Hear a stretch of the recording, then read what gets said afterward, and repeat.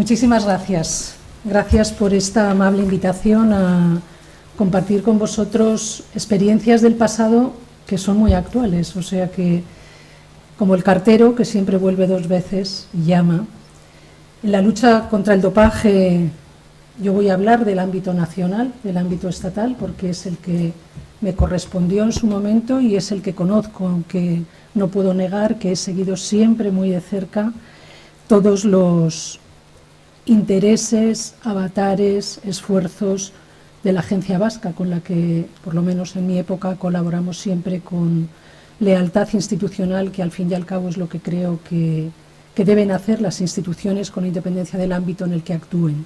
Lealtad institucional porque el objetivo es único para la agencia internacional, para la agencia española, para la agencia vasca, para todos aquellos que se acercan a un mundo maravilloso que es el del deporte, que concita pasiones bajas y menos bajas, altísimas y otras que son absolutamente innegables para la vida de los ciudadanos. Si el deporte tiene la capacidad de llegar a los corazones de la gente es porque tiene una capacidad inmensa para transformar la vida de la gente. De ahí que sea tan importante precisamente cuidar que todo aquello que trata de preservar los valores de los que decimos que nos sentimos tan orgullosos, todas y cada una de esas instituciones tienen que poner sus mejores esfuerzos en que así sea, porque se juega con la profesión, con la ilusión y en el fondo con los recursos públicos también. O sea que la responsabilidad en el ejercicio de las funciones públicas va mucho más allá de si nos parece más adecuado o menos adecuado perseguir las conductas corruptas en cualquier ámbito de la vida de los ciudadanos. Y el dopaje es una manifestación de corrupción.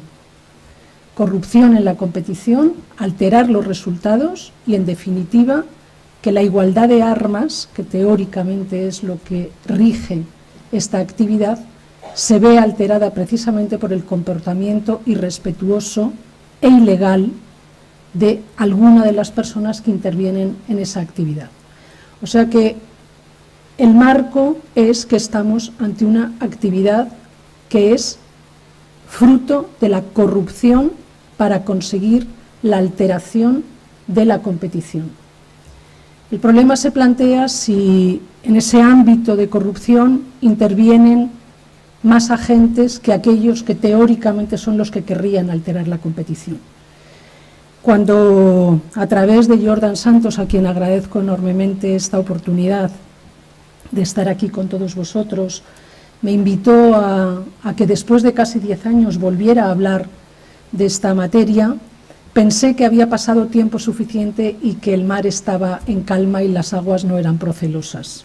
Eso fue lo que pensé cuando Jordan me escribió, y está visto que la realidad siempre supera la ficción, porque si hubiera sido hoy el día en que Jordan me invita, no estoy tan segura de que hubiera dicho tan alegremente que sí, porque estamos en el candelero, una vez más. España está en el candelero y no precisamente está para bien, sino una vez más, como si me retrotrajera a hace 10 años, vuelvo a escuchar de la Agencia Mundial lo mismo que yo escuché el día 8 de mayo del año 2012. Hacía apenas un mes que yo había sido nombrada directora de la agencia entonces estatal antidopaje, que era como se denominaba. Y vuelvo a escuchar lo mismo porque cuando se nos pregunta cuál es el estado de la cuestión, debemos responder qué responden los agentes encargados de la lucha contra el dopaje. Me van a permitir que en pequeñas pinceladas diga lo que otros dicen. No vamos a hablar por boca de la prensa, no vamos a hablar por boca, en este caso mía, que soy la ponente, sino que vamos a hablar por boca de las instituciones encargadas de velar porque las competiciones deportivas sean competiciones honestas y desarrolladas en igualdad de condiciones. La Agencia Mundial Antidopaje, el día 4 de enero de este año, decía: nunca hemos hecho la vista gorda, es una traducción bastante acertada y cercana a lo que señalaba. En España hay casos pendientes retrasados sin justificación, se han tenido que adoptar medidas inusuales de retirar la competencia en materia de pasaporte biológico, sigue habiendo obligaciones de resolver otros supuestos de pasaporte biológico, hay problemas desde hace tiempo en España, se ha enviado un informe con medidas correctivas que no se han adoptado, hay cuestiones de la aplicación de la reciente ley antidopaje que no se están realizando correctamente ni en su aplicación ni en su interpretación, se está haciendo de modo contrario al Código Mundial Antidopaje, hay un incumplimiento flagrante en la última reforma reglamentaria adoptada en el año 2003 sin conocimiento de la Agencia Mundial ni consulta. Hay problemas profundamente arraigados en España en materia de lucha contra el dopaje. Si no hay una solución urgente, habrá consecuencias. Yo les puedo asegurar que el requerimiento que recibimos en el Gobierno de España en el año 2012 en relación con 80 casos pendientes de resolución, en aquella época no fue tan duro como el que se ha emitido en este momento. Tenía un elemento mucho más preciso. Si no lo arreglan, no hay Juegos en Londres, que eran en el mes de julio. Es cierto que la amenaza era mucho más directa, pero les puedo asegurar que el reproche no era ni tan detallado ni tan profundo. Por lo tanto, me pregunto si no estamos exactamente igual que estábamos. Y les confieso que eso de problemas profundamente arraigados en España ha sido la parte que a mí personalmente más me ha dolido. Porque significa volver a escuchar aquello que yo tuve que escuchar en Bruselas de un representante de la Agencia Antidopaje alemana, delante de más de 90 representantes de distintos países, donde dijo en un perfecto inglés que a mí me costaba entender porque no quería oír lo que estaba oyendo: España siempre igual, España nunca colabora, España es colaboracionista. Salté como un resorte en aquel momento y yo afirmé en público delante de todos aquellos que eso no volvería a escucharlo, porque me negaba a aceptar que mi país no tuviera una voluntad firme y decidida en la lucha contra el dopaje. Y les aseguro que a partir de aquel momento los esfuerzos que hemos puesto todos, y digo todos, es en recuperar el prestigio internacional en materia de lucha contra el dopaje. Cuando leo este comunicado de la Agencia Mundial me pregunto en qué lugar de la historia nos volvemos a situar, si en el año 2012 o todavía mucho antes, cuando casos tan graves como el caso Armstrong, el caso Festina, el caso Kelme, cuando tantas operaciones en la lucha contra el dopaje acabaron dando en la basura con el prestigio internacional de España. Y a mí, como a Unamuno, me duele. Me duele escuchar que mi país no hace las cosas bien. El día 10 de enero de este mismo año, la CELAD, que es la Agencia Española Antidopaje o de la lucha contra el dopaje, emitía un informe, un comunicado, una mezcla de informe y comunicado, respondiendo a las noticias de prensa.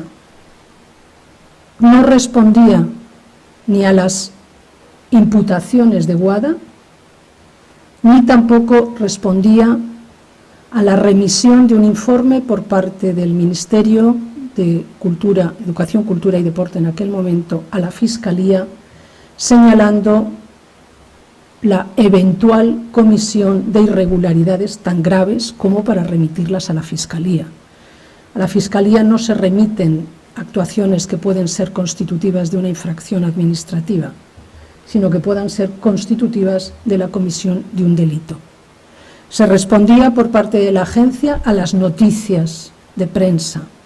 No se respondía a esos cargos serios, presuntos, pero en definitiva cargos realizados por el responsable de la Agencia Mundial y realizados por el Ministerio. Algunos se preguntaban, ¿qué pinta aquí el Ministerio si la agencia es independiente? No nos engañemos. Acabo de escuchar al director general de Deportes hablar con orgullo de la Agencia Vasca Antidopaje, porque al fin y al cabo la imbricación institucional no empece para nada la autonomía e independencia de la agencia. Recientemente leía votos cautivos que nombran o cesan a un director, los mismos cautivos votos que me nombraron en su momento a mí y a todos. Tan cautivos son para nombrarnos como son cautivos para cesarnos. Y no son cautivos, porque el cautivo es aquel que no tiene libertad para actuar, sino que simplemente son designados por la autoridad competente en cada momento. Por lo tanto, no confundamos ser esclavo de algo con ser libre para poder decidir individualmente acerca de algo respecto de lo que se tiene conocimiento. La agencia española señalaba que las noticias no eran ciertas, es decir, las noticias eran falsas, interesadas, tendenciosas, sensacionalistas, contrarias a la ley y a los alejadas más que contrarias, alejadas a la ley y a los derechos de los deportistas. Se basan en una falsa polémica sobre el número de agentes y además cumplimos las normas internacionales y tenemos un perfil internacional muy importante en este momento. Bueno, yo creo que podemos hablar de estas cuestiones. El objetivo no es centrarse en si existen más o menos irregularidades, si se cumple más o menos o no la ley, sino cuál es el estado de la cuestión en este momento. Y el estado de la cuestión en este momento es de un descrédito internacional inigualable. ¿Y por qué inigualable? Porque ha habido ocasiones en la lucha contra el dopaje en España mucho más duras que por las que estamos pasando ahora. Pero es más grave en este momento porque aquellas situaciones se superaron. Aquella falta de confianza se superó, se recuperó la credibilidad.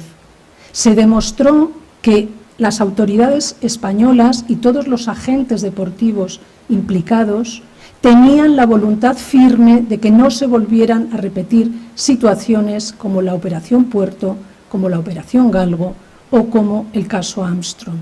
Y que la colaboración real entre las instituciones iba a dar al traste con aquella opinión generalizada de que España era colaboracionista, ocultaba y no luchaba con un verdadero esfuerzo. Aquello se superó y por lo tanto la credibilidad se recuperó. No es fácil salir del hoyo y encontrarse en una situación de igualdad de condiciones con tus copartícipes desde el punto de vista internacional. Y cuando consigues eso, y lo han conseguido todos los agentes, no se lo vamos a atribuir a nadie en concreto, todos han contribuido a que eso sea así. Y cuando al cabo del tiempo te vuelves a encontrar en esta situación, no es que te coloques en el punto de salida, es que ya no te creen que estés en el punto de salida. Es que volver a conseguir que nos respeten internacionalmente a la vista de esta situación va a ser muy complicado. Teóricamente mañana nombrarán a un nuevo director de la CELAD. No le arriendo las ganancias, en el sentido de que lo va a tener muy complicado, porque no solo va a tener que trabajar en lo que desee en su proyecto, sino que tendrá que recuperar la credibilidad. Tendrá que luchar contra fantasmas del pasado que una vez más pesarán mucho más que los objetivos que él o ella, a quien nombren, se proponga en esta nueva etapa. Pero estoy segura de que contará con la colaboración de todos aquellos que de verdad están interesados en que la lucha contra el dopaje sea cierta y real, que no sea un trampantojo, una pantomima, una manera de quedar bien. Y entro en la segunda cuestión de cuál es el estado de la cuestión de la lucha contra el dopaje. Yo creo que hay dos maneras de enfrentarse a la corrupción: de cara, en corto y por derecho, como dirían en el fútbol, cortita y al pie.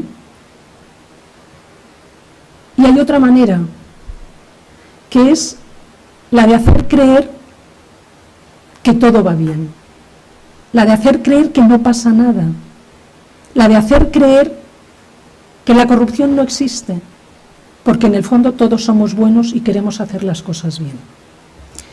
Yo no digo que en un mundo imaginario esto no sea así, una Arcadia feliz, pero la realidad es otra. La realidad es que cuando hay dinero y hay premios, hay corrupción, en el deporte y en cualquier otro ámbito. No sé si es porque obedece a nuestra naturaleza o es fruto de las circunstancias, me da exactamente igual. No me voy a remontar a ese análisis filosófico. La realidad es que cuando existen intereses económicos, reputacionales o de colocarse en mejor posición que los demás, algunos individuos no respetan las normas y tratan de conseguir por la puerta de atrás lo que no son capaces de conseguir en el tartán.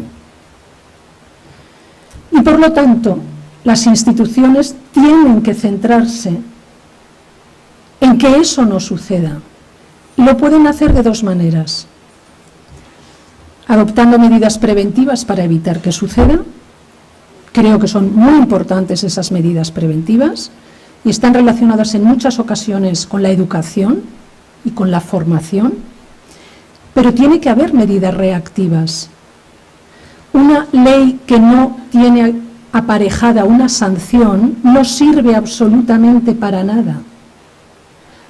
Querríamos que el mundo fuera feliz, que diría Huxley, pero el mundo no es feliz, o por lo menos no lo es en la medida en que nosotros queremos. Por lo tanto, cuando alguien incumple una norma, tiene que haber una reacción sancionadora para que el resto de los individuos que sí cumplen las normas sientan garantizado su derecho a la igualdad en la competición. Si nosotros diseñamos un sistema de lucha contra el dopaje donde no pasa nada, estamos ocultando una realidad, que es que sí pasa. Leía ayer la memoria de la Agencia Vasca del ejercicio 2022, que yo creo que es el último que está publicado, ¿no? Veía el número de controles y los positivos que se habían detectado. Y no leía que hubieran sido anulados. Seguro que estarán batallando en los tribunales porque eso pasará siempre. Y además el deportista tiene todo el derecho del mundo a defenderse. Y la agencia tiene todo el derecho del mundo a defender su trabajo. Y los tribunales dirán. ¿Pero han hecho su trabajo? Han hecho su trabajo con independencia de que lleguen a los tribunales. No hay que dejar de hacer lo que uno está obligado a hacer por miedo a llegar a los tribunales. La administración no puede quedarse paralizada porque haya asuntos en los tribunales. Nunca, excepto en dos situaciones: la prejudicialidad penal y la prejudicialidad civil. Estos son términos muy técnicos desde el punto de vista jurídico, pero esos son los que se contemplan en la Ley de Procedimiento Administrativo. Significa que cuando yo tengo que decidir sobre una cuestión sancionadora y respecto de ese sujeto hay un tribunal penal pendiente de decir algo, tengo que esperar, tengo que suspender el procedimiento, porque lo que diga ese tribunal penal de ese sujeto o sobre esos hechos es relevante para mí, tan relevante que puede que no pueda actuar porque actúa el Tribunal Penal. En el ámbito civil es parecido, no suele afectar en materia de dopaje.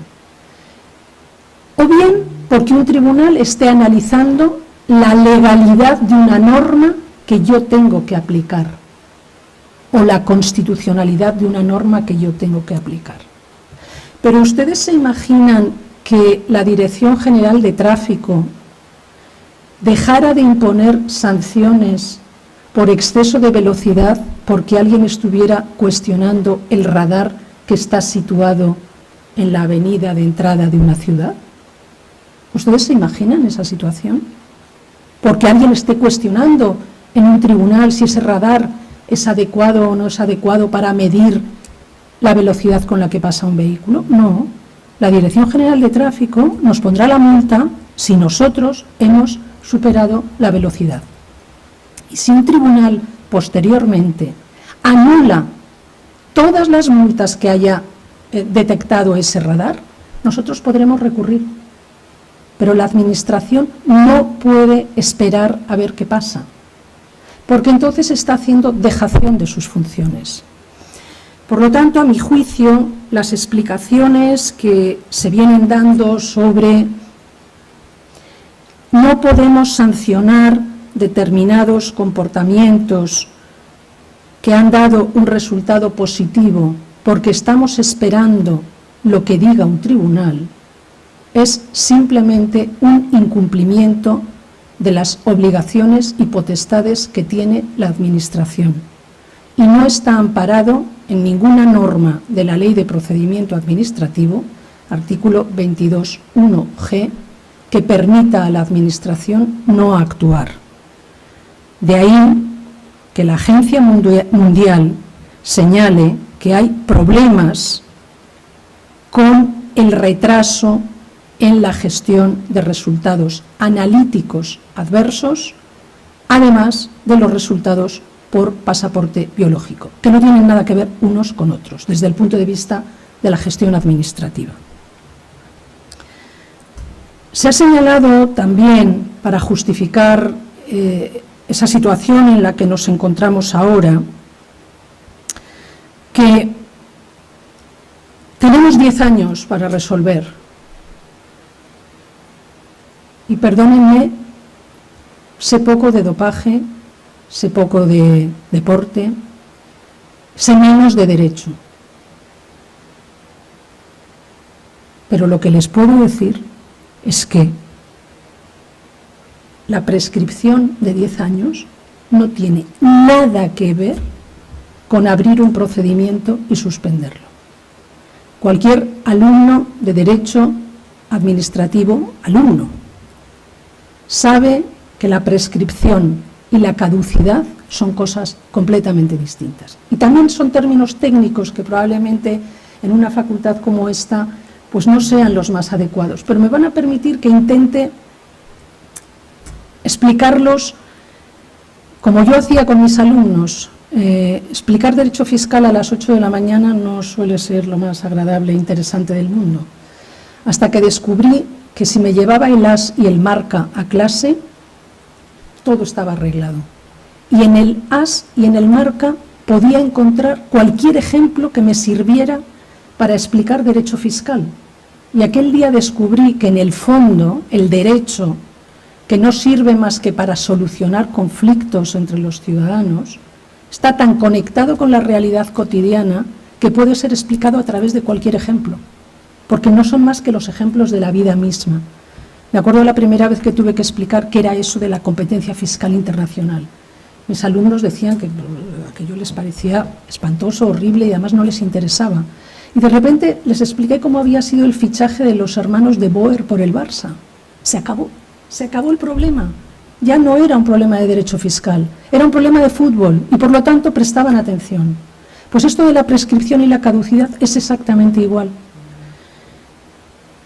Tenemos 10 años para abrir un procedimiento. Tenemos un año para cerrar un procedimiento abierto. Esa es la diferencia. Si yo en un plazo de 10 años detecto que alguien cometió una infracción, puedo abrir un procedimiento. Pero si abro un procedimiento porque he detectado una infracción, tengo 1 año para cerrarlo. Esa es la diferencia. Y lo que no puedo hacer es conocer que existe un acto ilícito y no abrir un procedimiento. Porque la Administración no puede elegir cuándo actúa. La Administración no es autónoma como el legislador para señalar 10 años o 1 año. La Administración, por mandato del artículo 103 de la Constitución, está sometida a la ley y al derecho. Actúa con objetividad en la defensa de los intereses generales. Y los intereses generales no son los de la Administración, son los de los ciudadanos, porque la Administración está al servicio de los intereses de los ciudadanos. Entender ese marco de actuación de la Administración es fundamental, porque miren, los políticos pueden decidir cuándo regulan una materia, juegan con los tiempos, porque la política es oportunidad. No hay una norma que nos diga que tenemos que regular una materia, salvo que sea una norma internacional. En cambio, la Administración no actúa así. La Administración tiene leyes aprobadas a las que está sometida y cuando tiene conocimiento de la comisión de un ilícito administrativo o penal, tiene la obligación de actuar. Y tiene la obligación de actuar para aplicar la ley. No para decir si en este momento tengo que aplicarla o no tengo que aplicarla. Por lo tanto, cuando la Administración en unos casos actúa de una manera y en otros casos actúa de otra manera sin justificación, está cometiendo actuaciones arbitrarias. Y la arbitrariedad es contraria al principio de igualdad. De manera que cualquier deportista que vea cómo en su caso se ha actuado y en otros casos iguales no se ha actuado de la misma manera, puede denunciar que está siendo sometido a un proceso arbitrario e injusto y que vulnera su principio, su derecho a la igualdad en la aplicación de la ley.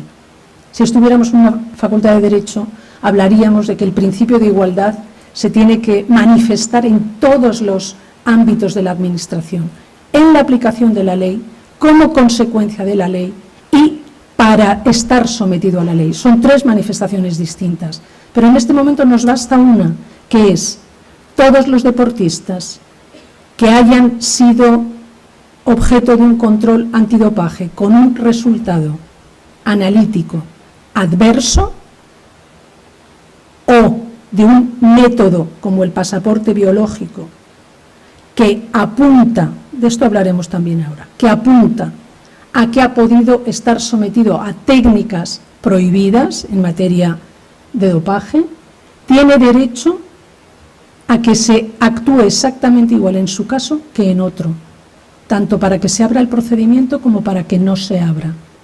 Pero no nos olvidemos, no tenemos derecho a que no se abra un procedimiento. Si se ha detectado un resultado analítico adverso, hay obligación de abrir ese procedimiento. Y no hay causa alguna que justifique una suspensión de ese procedimiento porque estemos esperando que en un caso concreto de otro sujeto, con otras circunstancias, se pueda tomar alguna decisión que pueda afectar a lo mismo que se está debatiendo respecto de mí. Esta materia se ha manifestado recientemente, y así lo pone WADA encima de la mesa, en 2 ámbitos.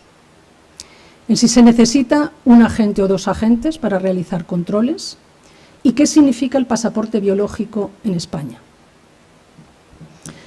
Y yo creo que hay que ser honestos con nosotros mismos y con nuestro pasado para reconocer las cosas que hacemos bien y las que no hacemos bien.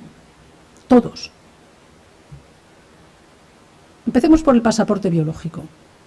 El pasaporte biológico ha tenido distintas regulaciones en España desde la primera ley del dopaje del año 2013 a la actualidad. El pasaporte biológico en la legislación española se contempló inicialmente como una prueba indiciaria.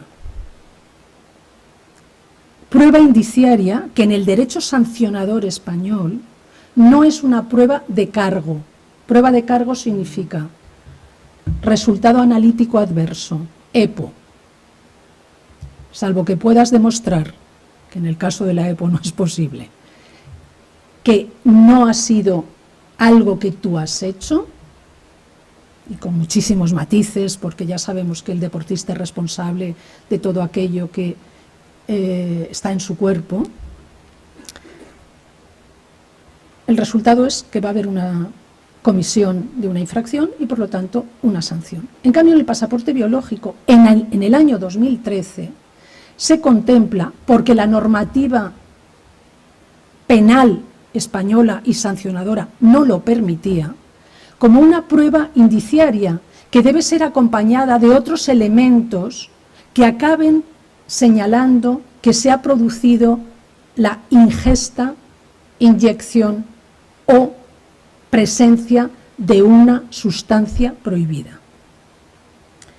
Se pone de ejemplo que la primera sentencia que anula el pasaporte biológico del año 2023 impide la aplicación del pasaporte biológico en España. No. Esa sentencia, le he pedido a Aitor que me la imprimiera esta mañana, dice lo siguiente. Por eso digo que seamos justos. El señor tal fue sancionado por la Agencia Española de Protección de la Salud en el Deporte por una infracción muy grave de la Ley Orgánica del Dopaje.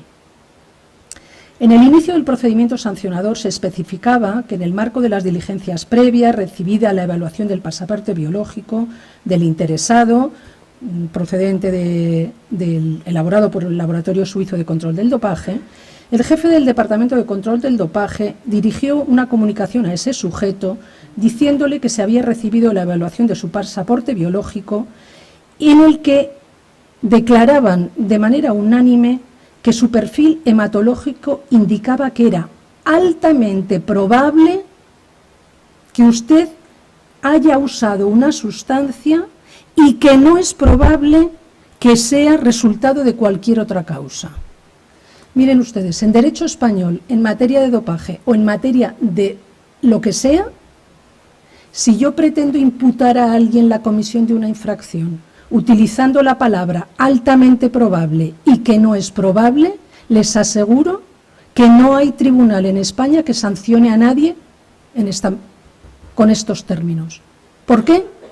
Porque en derecho español, como en tantos otros derechos, las probabilidades no son hechos contrastados. ¿Significa esto que el pasaporte biológico no sirve? No. Lo dice el propio tribunal. Los hechos por los que fue sancionado el deportista eran la alta probabilidad de uso de una sustancia y se encajaron en una infracción tipificada que se sanciona por haber usado una sustancia. La motivación de la resolución sancionadora, o sea, la resolución de la Agencia Española Antidopaje, no respetó el principio de presunción de inocencia, ni se ajustó correctamente la tipificación a los hechos imputados. Debemos advertir, señala el tribunal, que no le corresponde a esta sala hacer una declaración genérica sobre el alcance del pasaporte biológico del deportista, la relevancia que pueda tener en la lucha contra el dopaje, las consecuencias que puedan desprenderse de resultados analíticos anómalos o adversos. Nuestro pronunciamiento no puede apartarse de los términos o razones en las que tuvo lugar el procedimiento sancionador. En esta sentencia no se sanciona a este deportista a través de un resultado detectado mediante pasaporte biológico, porque el acuerdo sancionador no fue respetuoso cuando acometió la tipificación de los hechos, puesto que no se describen cuáles fueron la sustancia o el método consumidos o prohibidos utilizados. El resultado adverso en el pasaporte biológico como tal, por sí solo y conforme a la tipificación infractora en el momento en el que ocurrieron los hechos, ley del 2013, no determina la comisión de la infracción, sino la probabilidad de consumo de una sustancia prohibida que debe ser determinada. ¿Qué significa esto? ¿Se cargó esta sentencia el pasaporte biológico? No. Se cargó el procedimiento seguido en este caso concreto. ¿Por qué? Porque ni se tipificaron correctamente los hechos, ni se aportaron de manera correcta las pruebas que podían haber determinado que ese deportista había cometido una infracción en materia de dopaje. Esta sentencia lo único que dice es que el procedimiento sancionador no se siguió correctamente y la regulación del pasaporte biológico era insuficiente con la ley del 2013. No cambiemos los términos, me he limitado a leer lo que dice el tribunal. Significa que este mismo caso, con la ley del 2021, que regula el pasaporte biológico, de manera distinta, hubiera sido igual? Pues todo dependerá de cómo se realice la instrucción del procedimiento sancionador. Si no se tipifican bien los hechos y no se acreditan adecuadamente la comisión de los mismos, da igual que estemos hablando de materia de dopaje o de materia de circulación. Si en una infracción de tráfico el instructor del procedimiento dice que es posible que el vehículo circulara por la vía tal en la que hay un radar, el juez que tenga que examinarlo no va a seguir adelante, porque si no está acreditado que hemos pasado por la vía, da exactamente igual lo que haya dicho el radar. Hay un hecho fundamental que no está acreditado. Y si además utilizamos una infracción que es ajena a lo que pretendemos imputarle a ese sujeto, que es la segunda cuestión que dice esta sentencia, tampoco nos van a sancionar, porque hay una falta de adecuación entre la conducta y la infracción que se dice cometida. Pasa lo mismo con la sentencia de Ibai Salas, la que se conoce como la sentencia que se está utilizando en este momento para justificar que haya solo uno o dos agentes de control. Y creo que es importante volver sobre ello. ¿Cuántos agentes de control se necesitan? Pues depende. ¿De qué depende? De la normativa que estemos aplicando, de las funciones que esté desarrollando quien realiza el control del dopaje y de cuál sea el destino del resultado analítico. Y me dirán ustedes, ¡uf! ¡Qué cantidad de cosas! Pues sí, porque es que el derecho es así. Agencia Vasca de Lucha contra el Dopaje le encarga a una federación internacional que realice controles a deportistas que están situados en su territorio a través de un convenio, cosa que pueden hacer. ¿Cuál es la norma que rige el resultado de esos controles? Ni la norma vasca ni la norma española. La norma de la Federación Internacional que realiza el control. Y esa Federación Internacional, a su vez, tendrá que analizar en el ámbito de su territorio, Alemania, pensamos que es Alemania, cómo es la legislación contra el dopaje en Alemania. Por ejemplo, Alemania no exigía que el control del dopaje lo hiciera un médico. En España sí. ¿Por qué? Porque en otra época, eran actos médicos y por lo tanto tenían que llevarse a cabo en las condiciones que la legislación sanitaria establecía en el país. ¿Significaba eso que los controles realizados por la agencia vasca o por la agencia española para una federación internacional que no fueran llevados a cabo por un médico eran ilegales? No. Porque el resultado analítico de esa prueba nunca iba a ser sancionado conforme al derecho español, en ningún caso, sino que la gestión de ese resultado lo iba a hacer la Federación Internacional de Alemania. ¿Cuántos agentes se necesitaban? Yo acabo de hablar de si hay que ser médico, si había que ser médico o no, si había que estar habilitado o no habilitado. En Estados Unidos no hay que estar habilitado. Una muestra de recogida de orina la puede hacer un policía. Aquí no era posible. Si los controles se regían por la normativa española porque el resultado analítico iba a ser adoptado por una autoridad española, había que realizar los controles con los requisitos que las normas nacionales establecían. Y por lo tanto, cuando hacíamos controles a los bomberos, que no tiene absolutamente nada que ver con el ámbito del deporte, teníamos que cumplir los requisitos que la normativa nacional establecía para realizar controles de dopaje. A bomberos en oposiciones que no tenían nada que ver con el deporte, y teníamos que enviar 2 agentes. Al menos uno tenía que ser médico. Otros supuestos. ¿Cuántos agentes tienen que formar parte de una misión para realizar controles? Depende. ¿Por qué depende? Pues depende de si es un control en competición, un control fuera de competición, por sorpresa o no. ¿Significa que podían ir 1 o 2? No.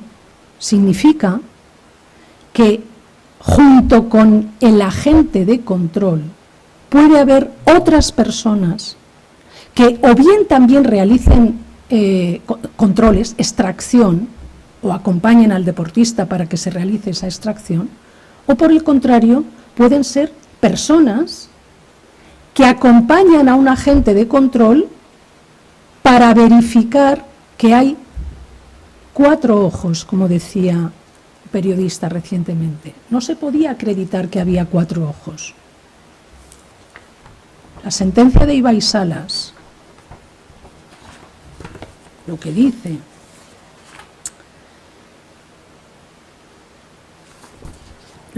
literalmente es: el sancionado señala la existencia de irregularidades en relación con las personas que estaban presentes en la toma de muestras. No es cierta la alegación, pues tal como resulta del expediente administrativo, en todo momento estuvieron presentes en la toma de muestras 2 agentes de control habilitados por la Agencia Española de Protección de la Salud, Felipe y Rosa, además de una escolta, Sabina, y ello con independencia de que en los formularios pudiera constar la firma de ambos o de uno de ellos. Pues bien, ni existe irregularidad alguna, dado que el artículo 81 del Real Decreto que regula cómo se realizan los controles no exige en ningún momento la firma de todas las personas presentes en el área de control, ni tal irregularidad tendría virtualidad anulatoria. Pero hay que seguir leyendo. Toda vez que está acreditada materialmente la presencia de 2 agentes de control. Dicho de otra manera, que en un formulario haya una firma no significa que no haya habido 2 agentes. Que en un formulario haya 2 firmas significa que ha habido 2 agentes, salvo que el formulario haya sido manipulado, evidentemente. Y por lo tanto, lo importante es que está acreditada materialmente la presencia de 2 agentes de control, aunque el formulario lo firme solo uno. Por lo tanto, cuando se hacen imputaciones Y utilizo este término porque se han referido a mí, con mi nombre, en mi etapa. Cuando se dice que en controles realizados en una prueba, ya lo digo yo, de atletismo en La Rioja, había 4 formularios firmados o encargados por quien les habla, donde solo había un agente de control, se oculta cómo se firmó la orden de realización de los controles, cuántos agentes había materialmente en la competición, con independencia de que el formulario lo firmara solo uno. Pero les digo más, si solo hubo uno, si solo envié a uno, lo hice mal, pero no hubo ningún resultado analítico adverso en esos 4 controles que me permitiera intentar decir que hubo 2 donde no los hubo, o que habiendo uno luego se intentó que hubiera 2, pero luego se cambió para que hubiera 1. Esto de lo que estoy hablando ahora está en un procedimiento penal. No tiene que ver conmigo, ¿eh? Lo resumo. 1 o 2 agentes, depende en qué ámbito nos encontremos. 1 o 2 agentes firmando un formulario de control, depende. Lo importante es que haya 2 agentes de control, con independencia de quién firme el formulario. Lo que no tiene un pase es que tengamos un formulario diciendo que no hay 2 agentes y que tengamos el mismo formulario diciendo que había 2 agentes, porque entonces estamos hablando de otra cosa.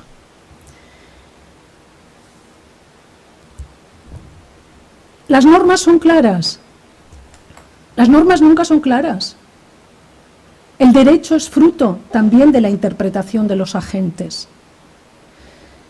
Y por lo tanto, un deportista tiene derecho a utilizar cuantas interpretaciones jurídicas tenga a su alcance para la defensa de sus intereses, hasta tal punto que tiene derecho a mentir. ¿Por qué? Porque en nuestro derecho, mentir en defensa de tus intereses en un procedimiento sancionador no está penado.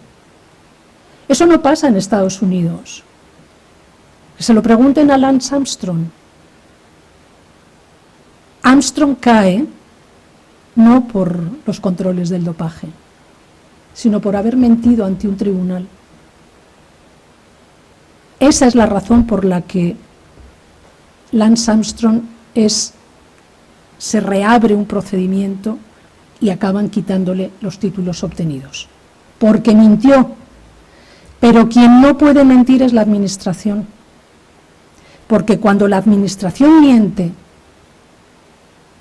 aparte de que le crece la nariz, cuando la administración miente, comete un delito.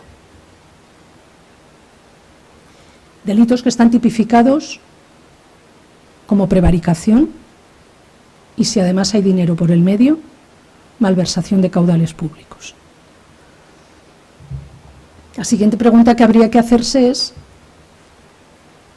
además de que haya 1 o 2 agentes, ¿a cuántos hemos pagado?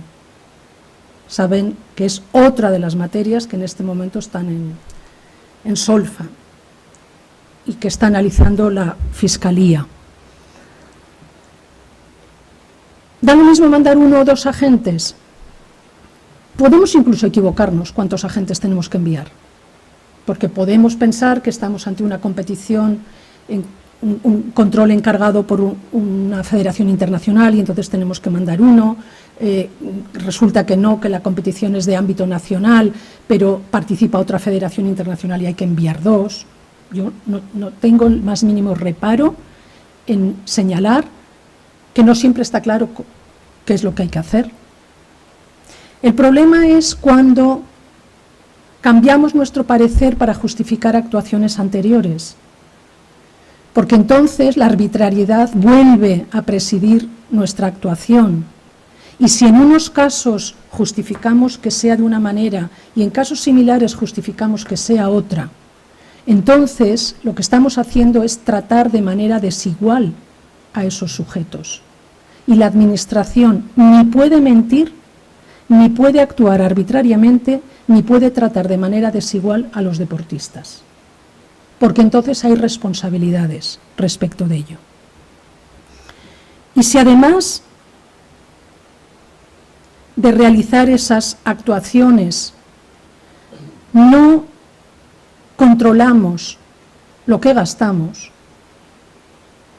incurrimos en otra actuación complicada para cualquier servidor público, que es saber que el presupuesto del que dispone no es a su antojo, sino que es un presupuesto que procede de los impuestos de los ciudadanos, que se le adjudica exclusivamente para el cumplimiento de las funciones públicas para el que ha sido nombrado, y que además tiene que dar cuenta de cada uno de esos euros, porque precisamente el control de las cuentas públicas exige que solo se haya destinado a aquello que está legalmente establecido, y que no podemos justificar que por las dudas en la aplicación de un procedimiento nosotros podamos gastar más de lo que debemos o gastar menos de lo que debemos, porque también podría suceder. Para no pagar a 2 agentes pago solo a uno. Es tan irregular ese comportamiento como el de pagar a 2 agentes cuando solo va uno. Es exactamente igual. ¿Y eso cómo se soluciona? Pues estando al loro. Pero no estando al loro 7 años más tarde, sino estando al loro cada año, revisando cuáles son las actuaciones que se llevan a cabo cada año, revisando si hace falta el papel, con independencia de que los medios técnicos y electrónicos no hayan llegado hasta que ha habido fondos europeos. Es absurdo. La administración española, la vasca y la de todo el mundo ha revisado expedientes en papel toda su vida. ¿Cuándo? Cuando no tenía otros medios para hacerlo. Y cuando los medios tecnológicos han avanzado, los medios de control también han avanzado. Por lo tanto, estar pendientes de lo que hacemos es una responsabilidad de cualquier responsable público. Y si no lo hace por falta de tiempo, por falta de pericia o de conocimiento, pues simplemente tenemos que asumir las consecuencias. Porque hay una cuestión de la que no nos podemos olvidar. No nos nombran para ocupar un cargo público por lo magníficos que somos. Nunca. Sino que nos nombran porque creen que por ser magníficos cumpliremos una función pública. Por lo tanto, considerarnos magníficos no nos releva de la obligación de que se puedan analizar nuestros actos. Y la dignidad de las instituciones a las que servimos exige en muchas ocasiones, que la institución esté por encima de nosotros mismos. Cuando oigo a algunos políticos, sobre todo, que dicen dimito para defender mi honor o lo que sea, muchas veces pienso, yo creo que hay que dimitir para defender el honor de la institución a la que hemos representado. Porque no estamos allí, en esa institución, por nuestro honor, sino por el de la institución a la que servimos. Tenemos todo el derecho a defendernos, evidentemente. Pero creo que, igual que hay medidas preventivas en la lucha contra el dopaje, hay medidas preventivas en la defensa de la dignidad de las instituciones. Y uno, lo digo por mí, tiene que saber irse. Hay que saber irse. Aunque no quieras. Aunque pienses que lo estás haciendo magníficamente. Hay que irse. Porque ese día tienes la libertad de poder defender desde fuera lo que hiciste y tu propia honorabilidad. Cuando hace un momento enunciaban toda esa retahíla de cosas que dicen que he hecho y mencionaban que recibí la medalla de la Real Federación Española de Fútbol, pensaba, no creo que me la dieran ahora. Porque a alguien que se va no le dan una medalla. Lo que pasa es que allí te la dan cuando llegas. O sea que en cuanto llegas a la junta directiva te la dan, ¿no? Hay que saber irse para defender la honorabilidad de las instituciones a las que servimos. Y creo que la defensa de la honorabilidad personal se hace mucho mejor no ocupando un cargo público donde se te pone en tela de juicio que fuera. Pero, al fin y al cabo, es la libertad de cada uno y los principios que rigen el comportamiento personal de cada uno el que debe guiarnos, ¿no? Termino, me quedan 5 minutos, intentando hacer una reflexión menos crítica, cáustica y deprimente que la que he hecho. Porque en el fondo, iba a decir, la esperanza es lo que nos queda. Hombre, eso sería también bastante deprimente, decir solo eso, ¿no? No, nos queda el trabajo, nos queda la ilusión, nos queda la capacidad que tiene el deporte de cambiar las cosas, también las cosas del deporte.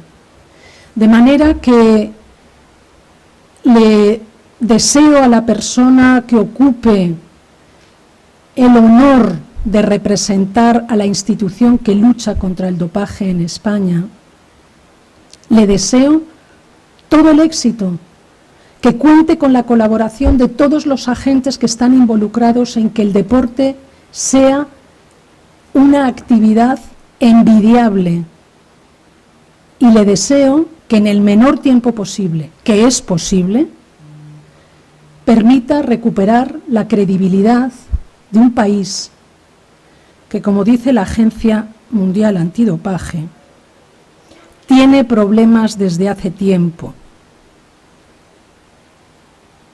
El dopaje tiene que dejar de ser un problema en España. La lucha contra el dopaje tiene que ser una bandera de las instituciones que no se quede solo en una pantalla de proyección internacional, sino que sea una realidad comprometida, valiente y firme, por parte del gobierno, por parte de las instituciones, por parte de las federaciones y por parte de los deportistas. Y entonces ese día podremos presentarnos en cualquier foro internacional a liderar lo que queramos. Pero mientras tanto creo que nos queda mucho trabajo en casa. Muchísimas gracias, eskerrik asko, y ha sido un placer estar aquí.